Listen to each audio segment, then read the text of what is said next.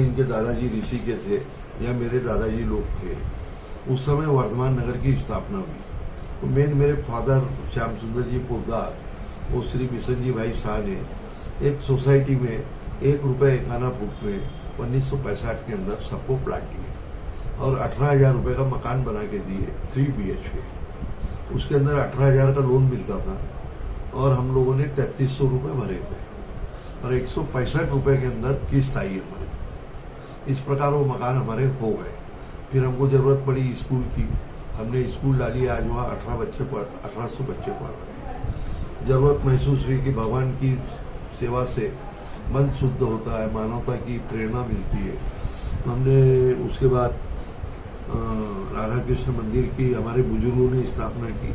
फिर शादी के लिए भवन होना, हम स्कूल में बारात रुकाते थे तो राधा कृष्ण भवन बना। उसके अंदर आज 125-150 लोग आराम से रुक सकते हैं और पूरा भवन एयर कंडीशन है। ये सब धीरे धीरे हुआ, एक दिन में नहीं होता है। फिर उसके बाद में यहाँ एक भी हॉस्पिटल नहीं था तो हमारे बुजुर्गों ने राधा कृष्ण हॉस्पिटल का निर्माण किया। उसके अंतर्गत 2 ट्रस्ट के पास जगह थी, राधा कृष्ण चैरिटेबल ट्रस्ट और शिव प्रसाद पोद्दार चैरिटेबल ट्रस्ट। वो इस दूसरे काम के लिए थी, पर वो राधा कृष्ण हॉस्पिटल को दोनों ने अपनी जगह ज्वाइंट वेंचर के अंतर्गत दी। उसके बाद में ये राधा कृष्ण मंदिर में हम छोटा सा डिस्पेंसरी चलाते थे 3 बेड की, साथ में एक एम्बुलेंस होती थी, 2 रुपए में दवा देते थे। 24 घंटा एम्बुलेंस चालू रहती थी। रात को किसी की डिलीवरी कराना है तो हमारे यहाँ डॉक्टर रिधोरकर थी क्वेटा कॉलोनी में, उनके ले जाके हम डिलीवरी कराते थे। तो मैं, मेरा भाई और कम से कम संस्था के अंदर 8-10 लोग कार चलाना जानते थे। ड्राइवर एक ही समय का रहता था, पैसे का अभाव था, जबकि उस समय ड्राइवर की पगार 1000 रुपये होती थी। वहाँ महसूस हुई कि गरीब कैसे तकलीफ रहता है, उनको दवा देने से क्या लाभ होता है। एक डॉक्टर शिव रहते, वो बड़े कोऑपरेटिव थे और डॉक्टर हरीश केडिया थे। उसके बाद जगह मिल गई, हॉस्पिटल का शुभारंभ हुआ 1991 डॉक्टर शंकर दयाल शर्मा के द्वारा।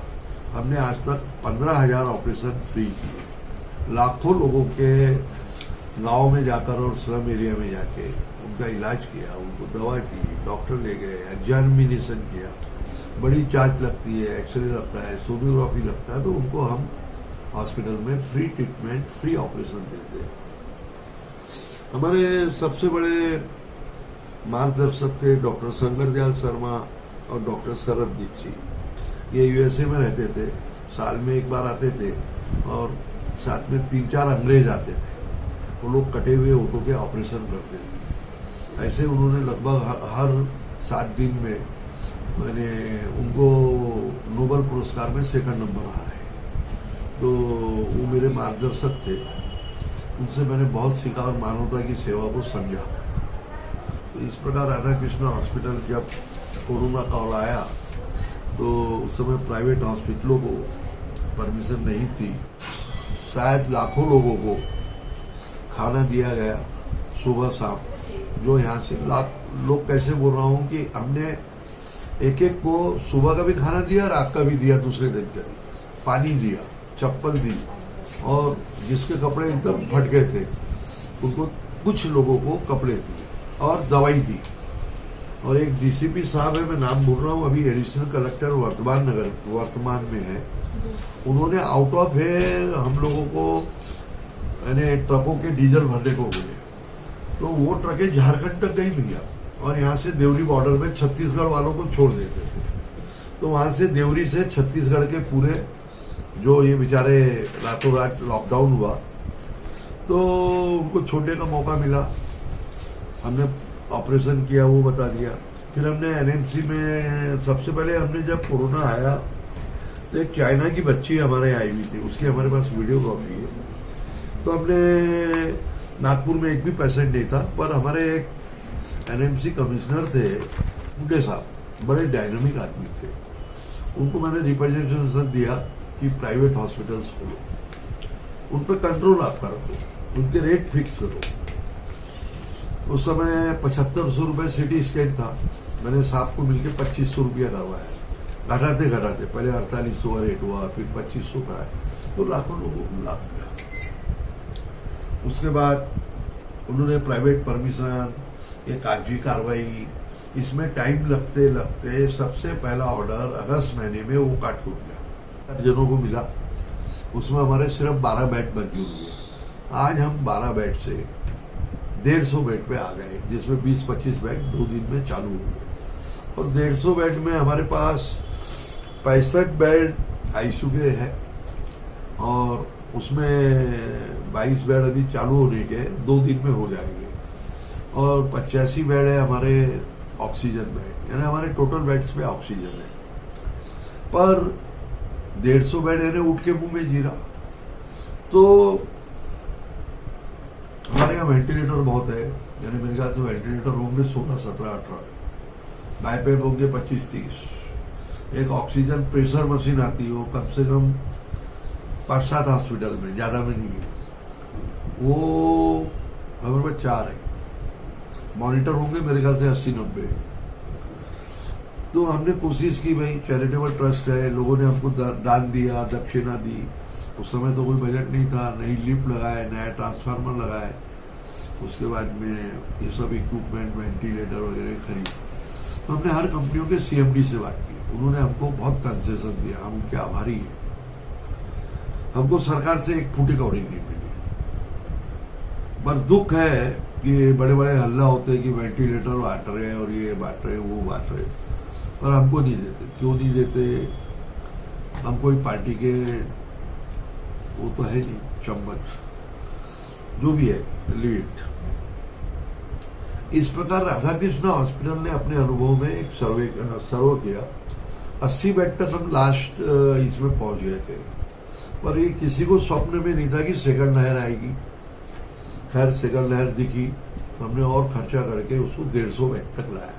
अब हॉस्पिटल 150 के ऊपर जा नहीं सकता, क्योंकि बिल्डिंग रातों रात खड़ी होती नहीं।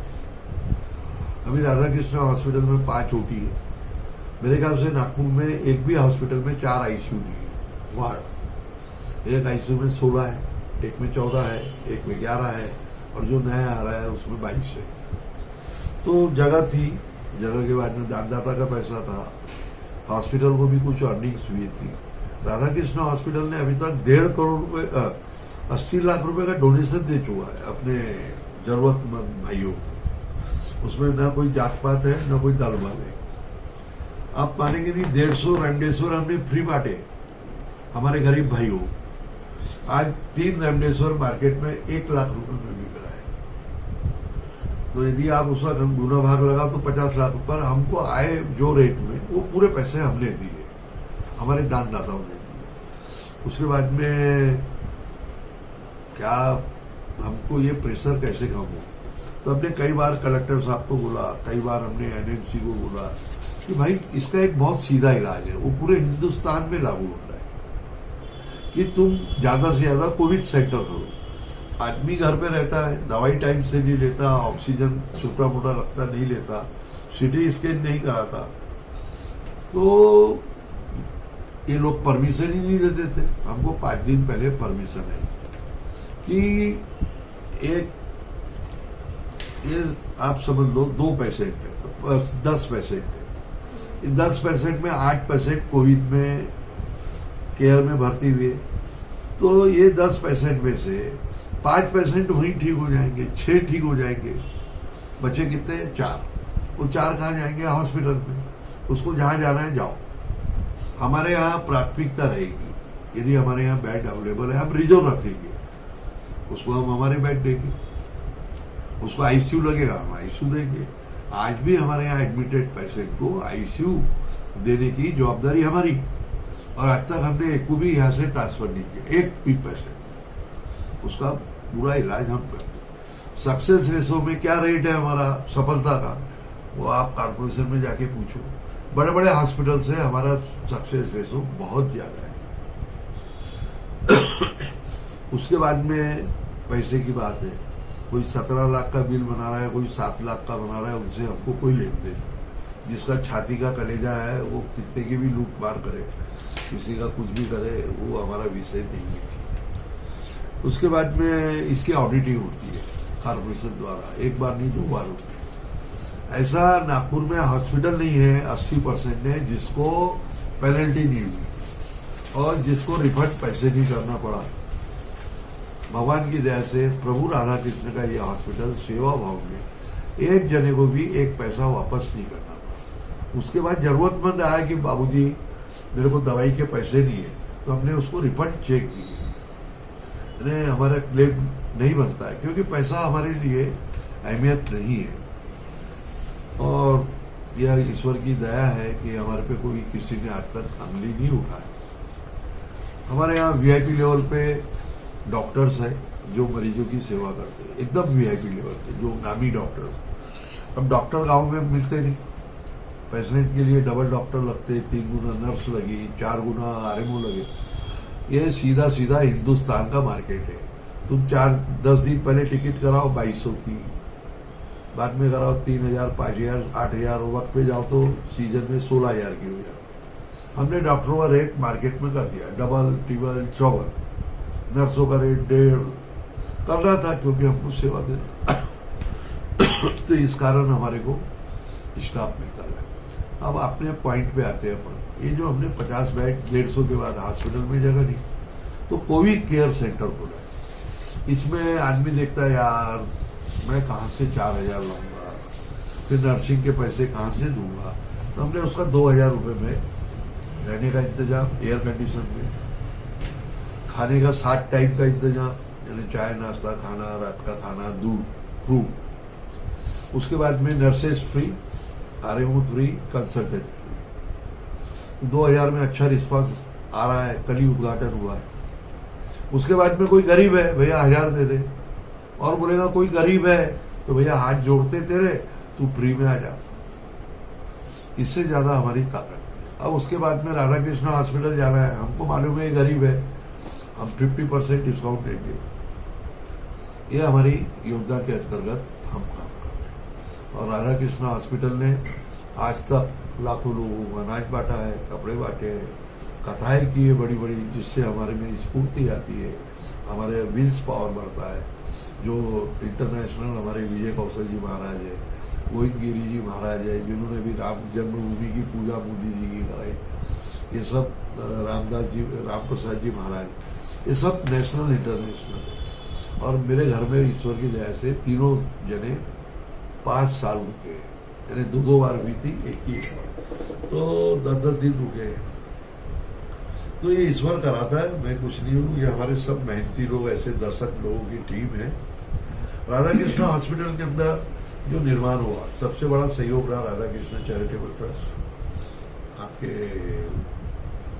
शिव प्रसाद पोद्दार चैरिटेबल ट्रस्ट, वृंदावन सत्यनारायण परिवार जो मोहन बाबू और शिव बाबू है। उसके बाद में सैकड़ों दानदाताओं ने बहुत सपोर्ट किया। इसके मेन संस्थापक थे गंगाराम जी अग्रवाल, हमारे पिताजी थे, श्याम सुंदर जी पोद्दार, गंगाराम जी अग्रवाल, और बाबूलाल जी मालू, हजारीलाल जी अग्रवाल, और हरिराम जी राठी, और नारायण भाई जोशी, ये मेन लोग थे। मदनलाल जी सोनी, जिन्होंने दिन रात करके ये भवन, मंदिर, हॉस्पिटल बनाया। और बड़े दुख की बात है, एक भी जना हमारा बुजुर्ग नहीं बचा। आखिरी बुजुर्ग थे हमारे, वो कोरोना में महीने भर में दोनों गए। एक कजोरमल जी क्या थे अग्रवाल, एक हरिराम जी राठी को 4 दिन पहले गए।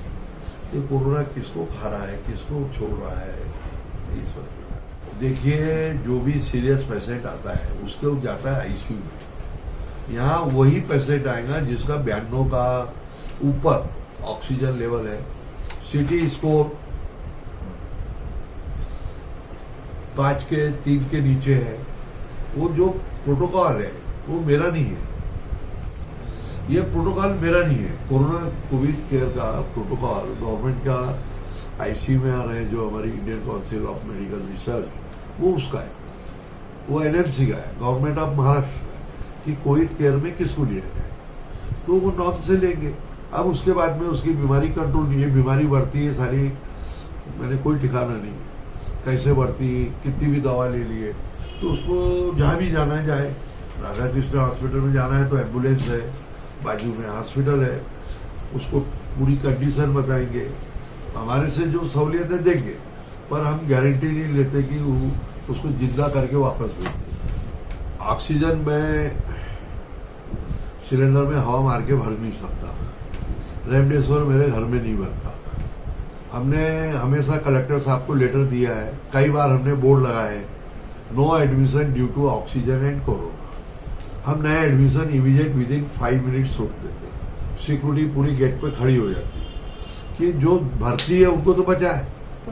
हमने बीच में गैस की शॉर्टेज हुई, हमने दुर्ग वाले के थ्रू बात किया, इधर उधर कॉन्टेक्ट से अब कोटा सिस्टम हो गया। अरे भाई, कोटा सिस्टम में इतना फ्रॉड हो रहा है। कलेक्टर साहब को बहुत अच्छे है, एनएमसी कमिश्नर बहुत अच्छे है, डिविजनल कमिश्नर अच्छे है, एडिशनल कमिश्नर अच्छे है। दुर्भाग्य की बात है जिसका 60 बेड और मरने वालों की रेशो सबसे ज्यादा, उसको मालूम है कितने सिलेंडर का कोटा मिला? उसको लगते थे 60, 70, 80, 100 जो भी लगते थे, उससे ज्यादा नहीं लगते थे। उसको 250 सिलेंडर का कोटा, हमको लगते थे 190, हमारा कोटा घटा के कर दिया 130। उसके बाद में अभी हमको लगेंगे 250। तो कलेक्टर साहब ने, फडणवीस साहब मिलके आए, वो आज हमको लेटर दे रहे हैं कि तुम्हारा कोटा जितने बैठ रहेंगे उस हिसाब से। पहला साधन ऑक्सीजन प्लांट है, दूसरा साधन है दूसरे तीसरे रास्ते से माल लाना, उसकी हमने व्यवस्था कर रखी है। हमने 200 रुपए का सिलेंडर 800 रुपए तक खरीदा है, हमने पैसे को नहीं देखा है, क्योंकि ब्लैक मार्केटर जिंदाबाद। बिल देते 200 का, लेते पैसे 600। तो हमारा दानदाता बोलता है ले भाई 600 ले। ब्लैक मार्केटिंग में खरीदना अन्याय है, पर मजबूरी का नाम कानून। हमारे पैसे को बचाना है, हमारे रिश्तेदार है 150 में, उनको बचाना है, तो हम इस ढंग से मैनेज करते हैं। और कलेक्टर साहब हमको सपोर्ट कर रहे हैं, इसके लिए कृपाल तुमानी साहब ने हमारे ये कलेक्टर कोटे से तो हॉस्पिटल हमने 20 दिन पहले बंद कर देना था। हमको कोटा कितना आता मालूम है आपको? वो बेड्स पे आता है, हमारे को जरूरत है 150, आता कितना है? 2 दिन आता ही नहीं हफ्ते में। इस बार 4 दिन नहीं आया। उसके बाद 23% एवरेज था एक महीने के 1 हफ्ते का 15 दिन पहले। 23% में क्या तो पेशेंट को जिंदा रखेंगे, क्या उनकी गालियां खाएंगे? कलेक्टर साहब अपनी ड्यूटी निभा रहे हैं, हम अपनी ड्यूटी निभा रहे हैं, क्योंकि हिंदुस्तान का इतना बड़ा मार्केट है, वहां रेमडेसिविर मिल रहा है और हम ला रहे हैं। हमने 800 रुपए का खरीदा हुआ माल 4200 रुपए में हमारे पास लाया है, बिल के अंदर प्रूफ है। उसके बाद में हमने जब 800 से ऊपर के रेट में माल लाया, तो हमने 800 नहीं 720 में लाया, ऊपर में 1100, 1200, 1300। हमने 899 से लेके 1900 रुपए में बांटा, और जो 1900 वाला है उसकी एमआरपी 5400 है। तो हमने टीपीए को छोड़ के, अदर सीजेस को छोड़ के, हमने 1900 में हर पेशेंट को दिया, गरीब अमीर नहीं। तुम कितना लूटोगे भाई?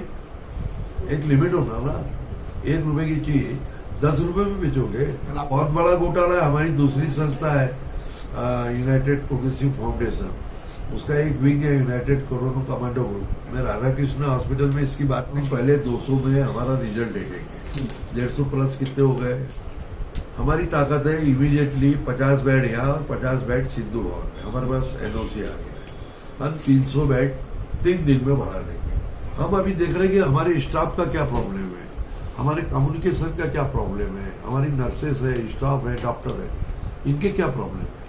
आज ये बच्ची है मेरी, कम से कम कितने लेटर, 150 लेटर यहां से लेके दिल्ली तक भेज चुकी हो, क्योंकि ये कोऑर्डिनेशन का मामला है।